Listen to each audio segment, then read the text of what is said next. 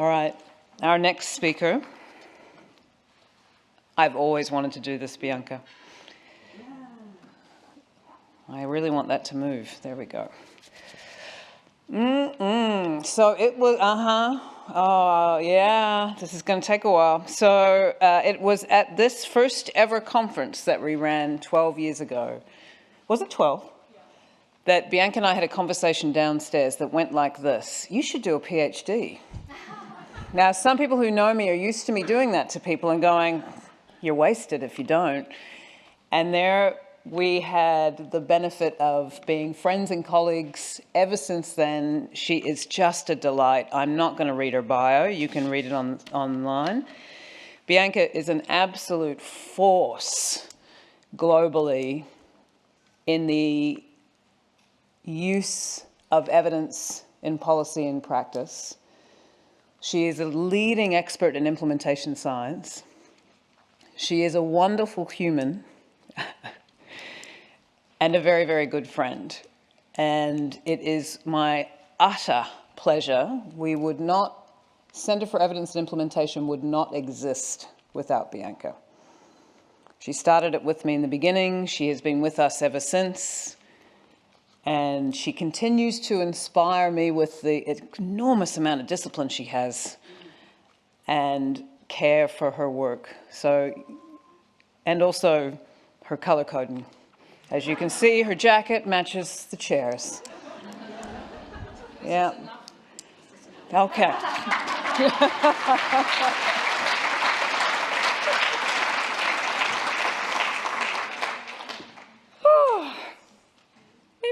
Me. It's okay? All right.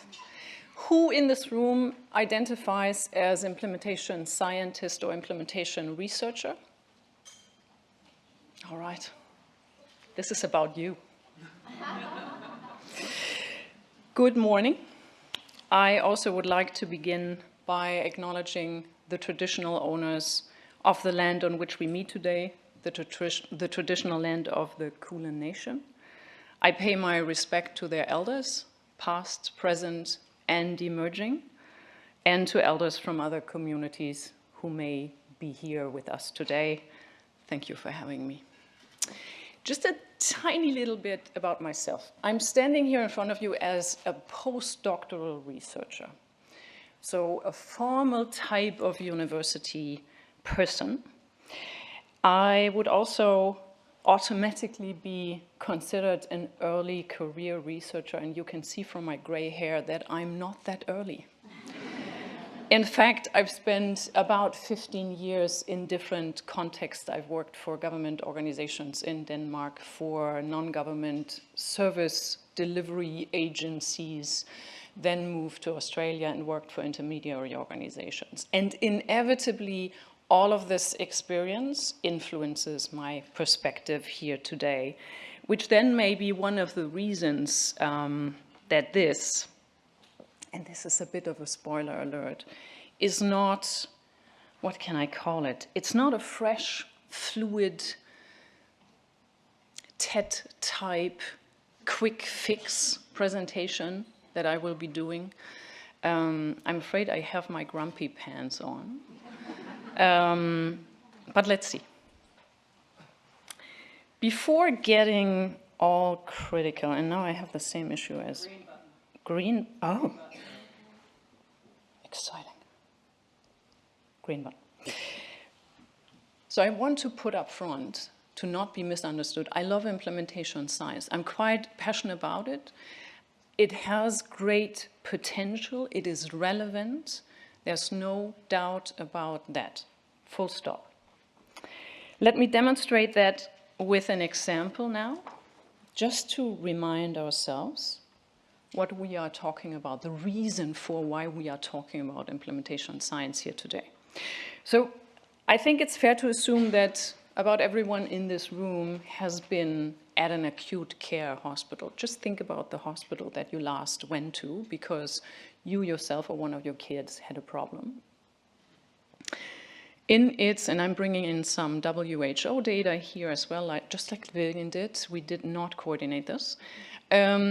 So in its recent report on infection prevention and control, and it's from 2022, the WHO put some numbers in front of us, and you can see them here on this slide. So out of 100 patients that are admitted to such an acute care hospital in the world, globally, 7 patients in high-income countries and 15 patients in low and middle-income countries would be infected with a healthcare-acquired infection that you get through multi-drug-resistant organisms at a hospital.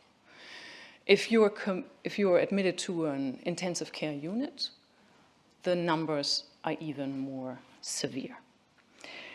So out of the 400 that are in this room, about 28 of you would be infected. How do you get these infections? Typically from physicians who didn't bother to disinfect their hand before they touched you. It could be about catheters that have been insufficiently cleaned, could be about organisms on surfaces in your patient room. All kinds of reasons for this. The good thing, though, is we know exactly what works. And this is just a brief summary of what works. Systematic reviews confirm again and again, if you do these things up here, then you can prevent these infections. And numbers, 30, 35, 50, 55% of these infections could be prevented. So that's good news.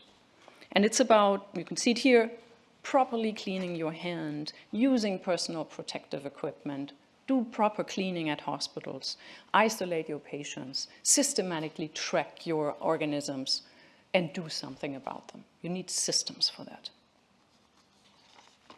And recently, a systematic review published in the Lancet Infectious Diseases emphasized one more time good practices. These are the things that we need to do, and they are particularly effective when we use them in bundles. So when we ideally would do these 6 things all the time together in some way. The problem, though, highlighted the team behind the systematic review is that we know little about what type of implementation we need to use to make these bundles extra effective. There are numbers, there are data that indicate implementation makes a difference. It's just very hard to say what strategies exactly do these differences and why and how they do it. So we know implementation matters, and we have known that for a while, since 2009. But it is still unclear, not only in infection prevention and control, also in other areas in health, but also in social welfare and education, how exactly and why that happens. And in that way, I think we're treading water a little bit. After a long period of time of ground gaining, where we developed this plethora of frameworks and models that kind of laid the land of implementation and how to do it well, and after a period of time where we developed some key concepts and we now have a joint or shared understanding of what an implementation strategy is or what an implementation outcome is and the importance of context. So that's good. That has been good and is still good. But there's a little bit of slowness in the field at the moment. What are some of the fundamentals that contribute to that treading water kind of situation? I have a few suggestions, and again, let me be clear, I'm going to point fingers in the coming minutes, and pointing fingers is easy, I know that. I'm aware that I'm part of the game as well, so everything that I'll be saying now is happening under a collective we. All right. So many of you will have experienced, especially the implementation researchers and scientists in this room will have experienced to have been brought into a research project at a time when a lot of the core thinking about that exact project has already been done. That typically happens when you have a team of researchers who are very passionate about testing a particular type of intervention. They've discussed that for a while. They've made their plans. And then sometime near the end, somebody brings in this topic implementation, and they conclude, maybe, I think it's a thing. Maybe we should do something about it. So they phone you, they send you an email. We need an implementation scientist like you. Could you do a process evaluation? We might also want to examine the determinants to the implementation of our intervention. Could also be quite cool to measure some implementation outcomes. This is nice. It's a nice situation. You don't need to do a lot of work yourself. You just deliver a paragraph that describes what you want to do. Done. And you might get some money out of it. That's great. So when brought in this way, we are what I would call a clip-on type of team of scientists. We are a clip-on to the glasses through which the core clinical researchers view the world. And we, the implementation scientists, we contribute with what Michel Wensing and Paul Wilson in one of their latest commentaries have called supportive, descriptive, or explanatory components. And there's no doubt there are insights to gain from this kind of implementation research. But all in all, it remains a kind of clip-on science. It is convenient. We jump in whenever we are needed, but we jump in on others' agendas. And that makes it difficult for us to develop and pursue an in-depth implementation science agenda and really move the field of the science, the field of implementation science forward.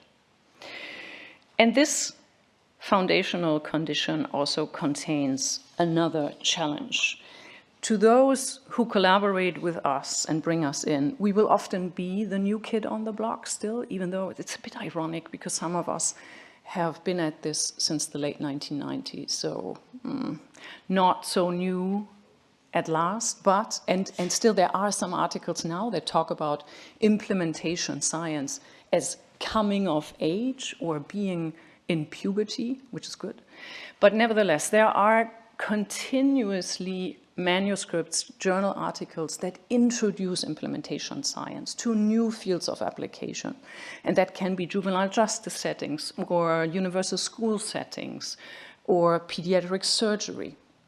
So this is good, keep it coming, but it's in a way also less good because I think it creates a certain degree of complacency among us.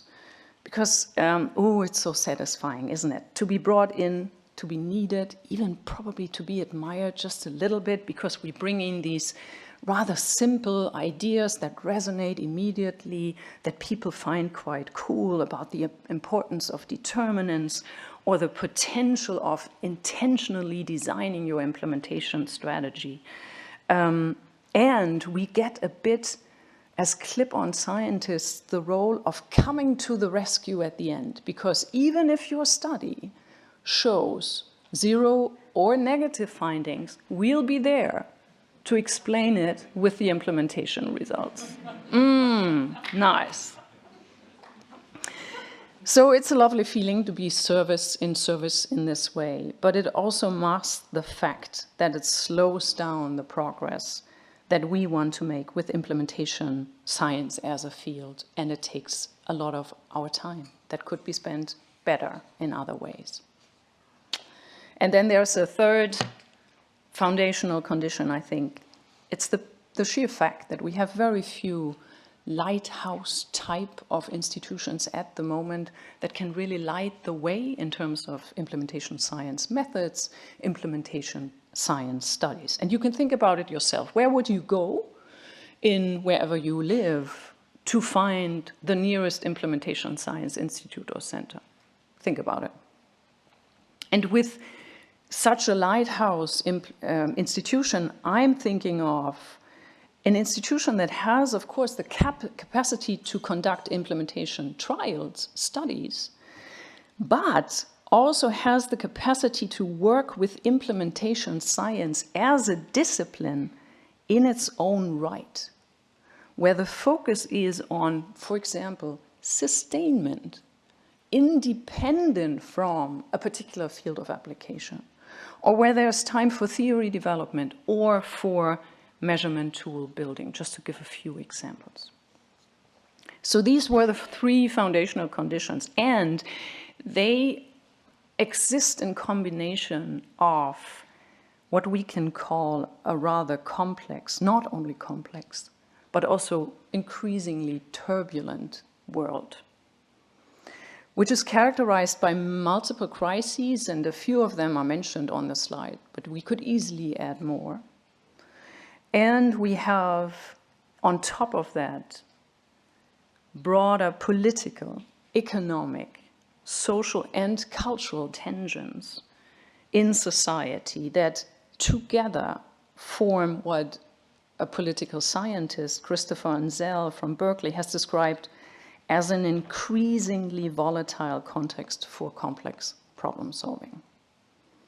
So translated to implementation, that would just mean that our implementation contexts are much more inconsistent, much more unpredictable, and much more uncertain than they have probably been just 10 years ago. And with that in mind, I think the need for proper implementation science is probably more urgent than before. And where are we with that science? Let's have a look. This is where I share some observations. Again, a reminder, I'm pointing fingers, I'm part of that, you know. All right, let me begin with theory, the thing we always should begin our studies with. So with theory, I mean a system of ideas intended to explain at a general level how and why an implementation phenomenon occurs as it does. So theory is something that represents central bundles of knowledge and assumptions in our field about the things we want to investigate. That's a theory. It's often acquired first over many years and is the strongest possible starting point and structure for the different phases and activities of our research. In implementation science, we have few theories that really have grown in our own field, in our own discipline. We have lots of other things, and many of you will know. We have frameworks, which could be called lists of factors influencing implementation. We also have models that suggest how to go about implementation to do it well. That's all good. They describe, they instruct, they provide ideas. They are helpful, but they do not explain, and therefore are limited in terms of thinking about pathways, correlation, or causality. Wouldn't it be great to have a theory on, let's say, sustainment, sustaining the implementation of research findings in routine service setting, or one on scaling, or one of power in implementing research findings in healthcare settings? That would be quite cool. So let's do more of that. The development of normalization process theory is an example of this being possible. It's a theory that has grown out of our discipline, which is a good thing, but it has taken 17 years. So it requires a bit of muscle, a bit of patience. It requires a couple of people who can stand working together for a long time. So these guys did, and that is nice. And we can do it. I also want to demystify theory a little bit. Theorizing is not that difficult. Really, building a theory will require some effort, but we can begin with theorizing and then over time get there.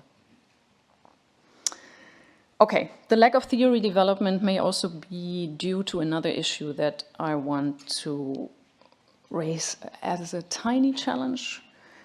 This might be a question of taste, but there's a love for what I would call the rapid at the moment. A desire to demonstrate that we can deliver we can be there on the spot if you want us to. Especially since 2018, there has been a growth in publications using rapid research methods, and this little graph up here is just a tiny demonstration of this. And to me, this comes sometimes with a bit of a taste of, you call us, we're there, we're doing 20 interviews in a heartbeat, we throw the findings into an Excel spreadsheet and call it a results matrix and put that in front of you.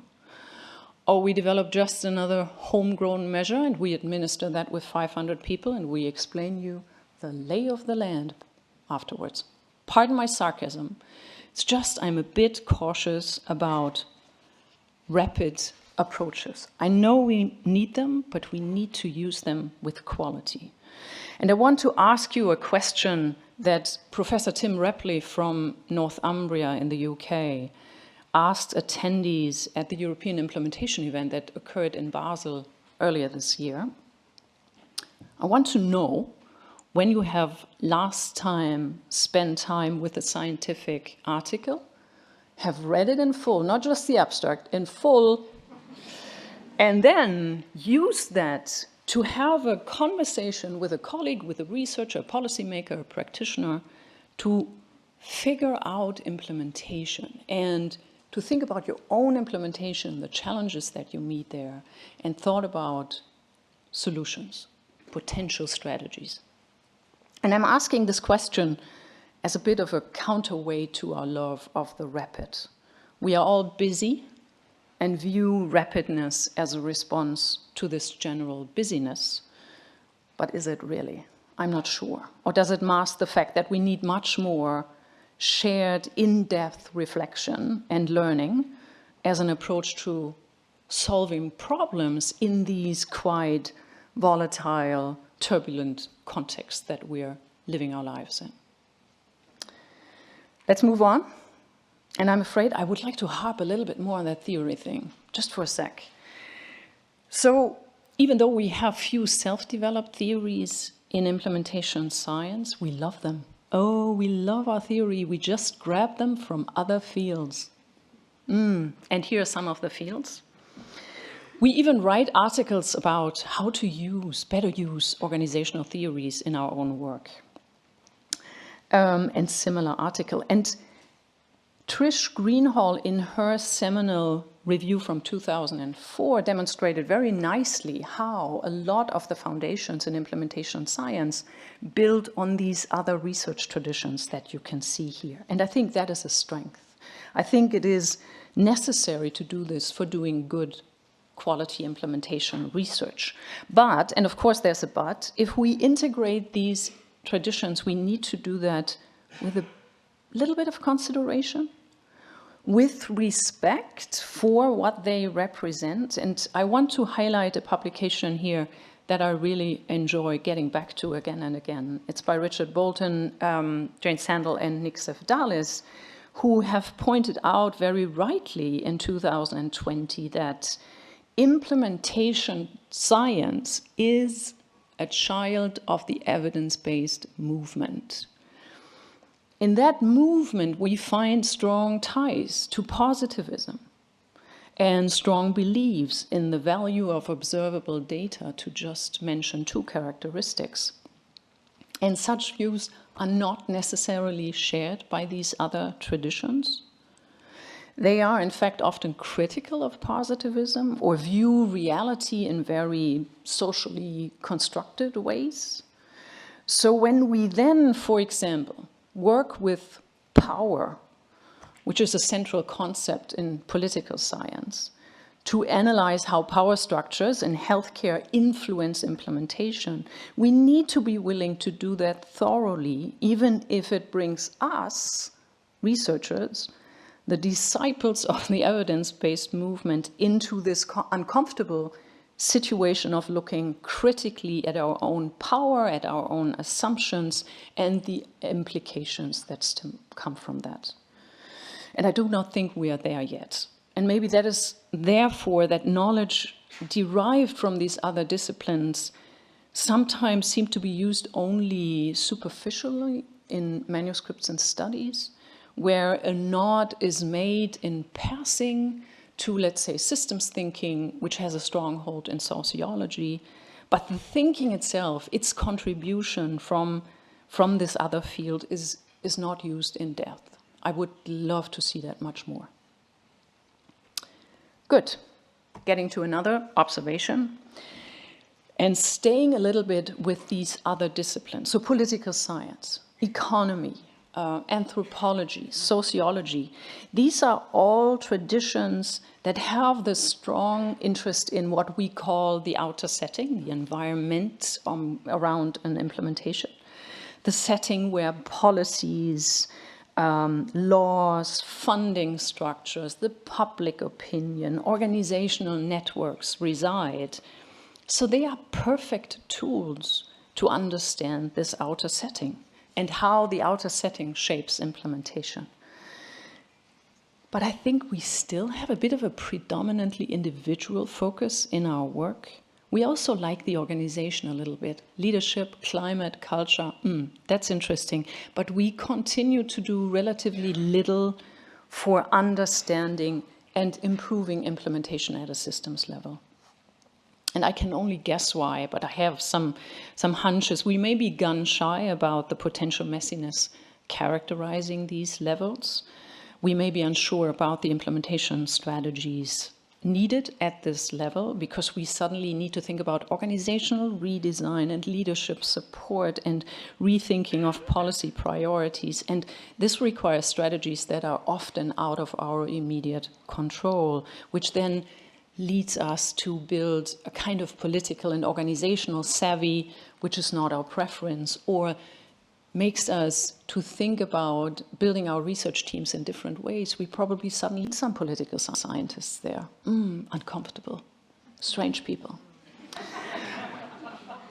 On the other hand, really, when we realize, let's say through a conduct of some study, that highly centralized decision-making structures in a given healthcare system, in a state or a nation, prevent hospitals from doing local practice changes that are urgently needed to enhance patient safety, or whatever it is.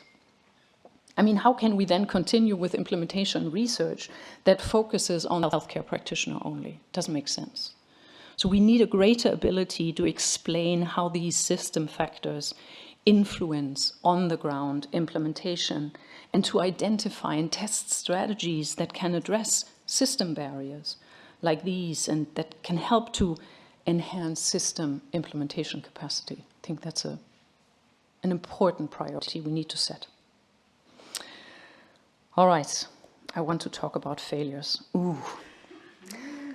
So this is for the Jungians among the psychologists in the room. This is a Carl Jung quote. Wisdom accepts that all things have two sides. But that means we also have implementation failure, yet we don't show very much empirical interest in them. Failure is not fatal. Please repeat after me. Failure is not fatal. So failure represents a learning opportunity and should be reported in primary studies.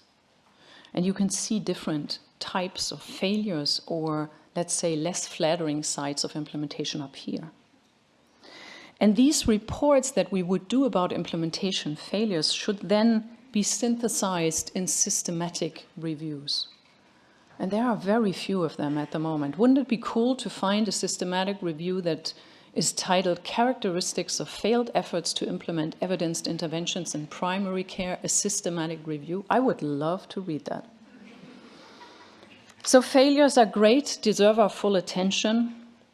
So do the less flattering sides of implementation, knowledge brokering, knowledge mobilization, you name it. Roman Kieslov and his colleagues have called these the dark sides of implementation. I like that very much. And of course, a post-mortem of an implementation process is not a comfortable thing. You may want to dissect decisions that you wish you had never made in the first place. But there's so much to gain from these insights. And there are studies. I'm not saying they are not there. I want to highlight a particular example here. led by Mary Dixon Woods in the UK, who analyzed why the matching Michigan patient safety program that was initially started in the US failed to deliver the same results in the UK. Very nice piece of anthropological work. Let's do more of this. Such a broadening of our research activities, of course, raises the question about methods. So let's talk a little bit about methods as another priority. So hybrid designs, as well as optimization designs, MOST, SMART, those kinds of things have made the life of implementation scientists much easier. The same goes for some of the repositories for measures, like the one that we know by the Center for Implementation Science at King's College on implementation outcomes. But with these things that we have developed in the past, let's say, decade, we probably have built this Swiss Army knife, a little simple model by now, and I think we need to go more in this direction. And what might we want to add in the coming time? I have a few suggestions. You might have others. We can talk about that in the break. But more and better measures. It has been a topic for a while. I think it remains to be a topic. Measures with strong psychometric properties that are pragmatic.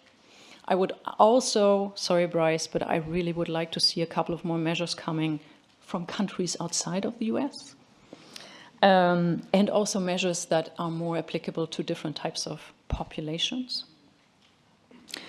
Another idea would be to work more with simulation and modeling, so getting a better understanding of how we can think about implementation into the future and test some ideas of how implementation might evolve under different scenarios. More on configurational comparative methods like coincidence analysis. Everybody seems to do that now, so it's a bit of a hot thing. Circles of people have found together to learn together, but I think there's a lot of space for methodological development. Oh, qualitative methods. Colleagues, who is a qualitative researcher in the room? Raise your hand. Okay. Dear colleagues, we really need to own this much more. I'm saying qualitative research with a capital Q. So this means serious, reflexive, thematic analysis. Ethnography. Is it really that far? Grounded theory, okay. So using these approaches with quality to investigate and understand complexity, that's dear to my heart. They are all made for this type of work, but I think we still have a tendency to use a slightly pragmatic and instrumental style in qualitative research, and I think we should change that. Few more methods on engaging stakeholders and measuring this engagement. How to cost implementation can be a hot headache still. Methods for that. How to analyze implementation power and assess it. And there can be many more. Finally, my last point before I wrap up. A quick view at where we are with our institutional structures. So this is a bit of a brief personal story. When I became a postdoc and started to hold this formal role at a university, someone asked me, so what do you want to become famous for? I found that a weird question. I'm afraid this question represents a truth about the mechanisms that continue to drive scientific institutions in their work. It's about the individual scientist, and that individual then applies for the proper funding, builds his or her individual CV, and all of that then helps to climb the academic career ladder. Again, pardon my sarcasm. In a way, there's nothing wrong about that. In a way, there is. So I believe when thinking about progressing a field of science, we really need a different approach, especially if we work in a field that is located at the nexus of policy and practice, and for a field that has the ambition to strengthen both of these areas through evidence use for the benefits of patients, clients, students, you name it.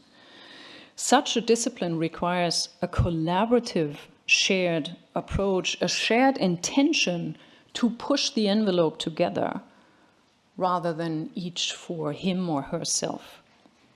So I think a better question would have been something like, where and how would you like to contribute together with us, or something along these lines.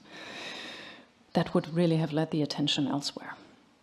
And simultaneously, I also think it is worth continuing to think about how borders between institutions doing implementation science, doing implementation in policy, that these can be perforated further, and that we have not experimented enough with things like embedded researchers, or academic community or academic policy partnership, or implementation support practitioner initiatives. Full stop. That was a lot, so let me sum up briefly. I think to move implementation science forward in the next decade, let's say, we need more theory development, serious and regular slowdowns next to the rapid, a more profound integration of knowledge generated in other fields, moving us much more seriously over to inter- and transdisciplinarity, a stronger representation of the organizational, but especially the system perspective in our work, more interest in the less flattering or dark sides of implementation. We need to expand and consolidate our methodological toolboxes, and we need to work together seriously while building our individual CVs and experiment more with perforating the boundaries between academia, policy, and practice. Which leads us back to the initial questions. Are we gaining ground or treading water? I guess it's not a particular surprise if I now say, I think we're treading water a little bit, but I'm also optimistic. I'm not a pessimist about implementation science. If I were to pick up a thread that I put out there at the beginning, the puberty topic, let's assume we're in puberty, and that is correct, then we might be in this dreadful phase that some of you might remember better than others, where everything is growing and feels awkward and weird, and we just need a little bit more time. And that can then lead to us gaining ground by treading water. Thank you.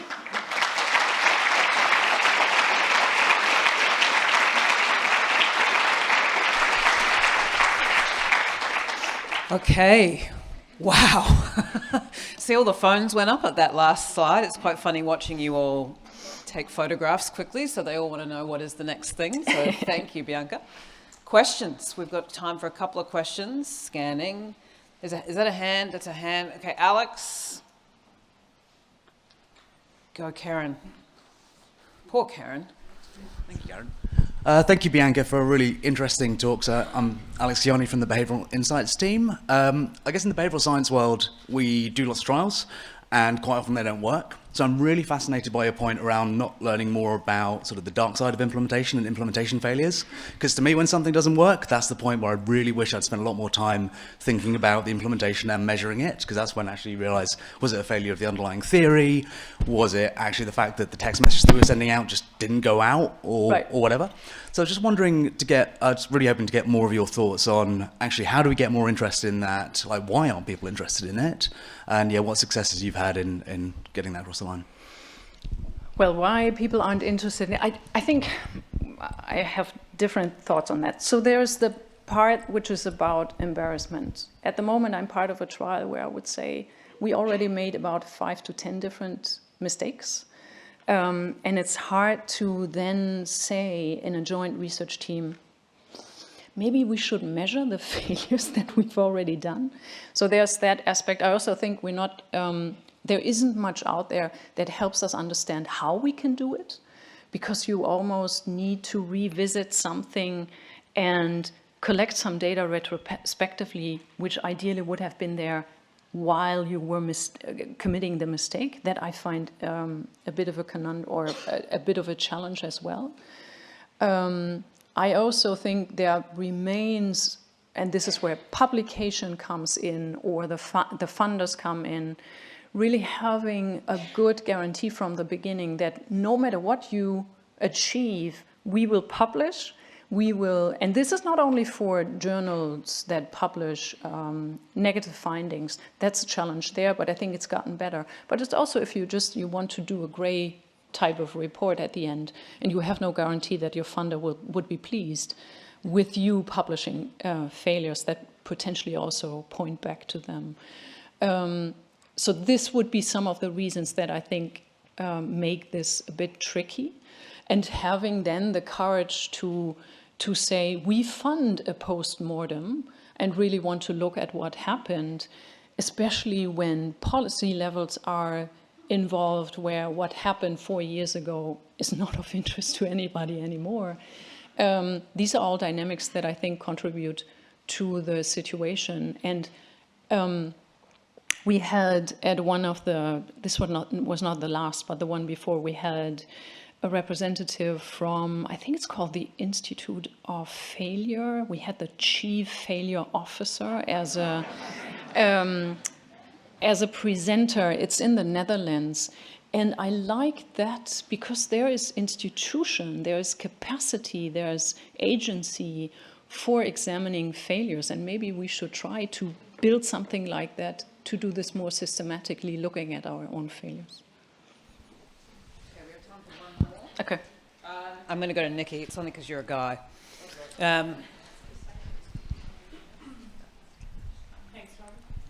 Congratulations on that presentation, Bianca. I thought you were spot on.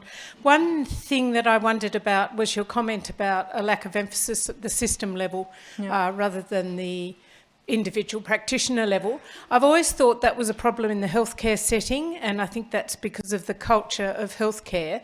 And if you think about a setting like justice, I think it probably isn't so much, and maybe education it is so much. So I wondered if you could comment on that, if you think that is a bit specific to the particular context.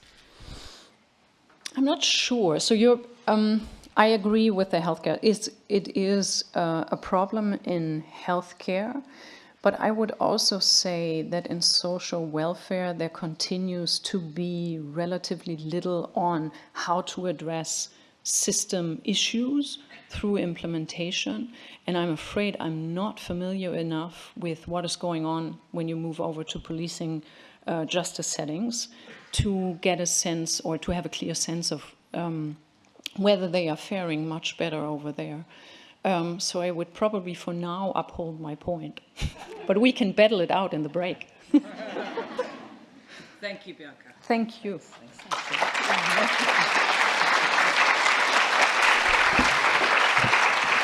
If you and Bianca are going to battle it out in the break, I want to watch that. All right? We're going to film it. It's going to be the best thing ever. Okay, that was a heck of a start, my God.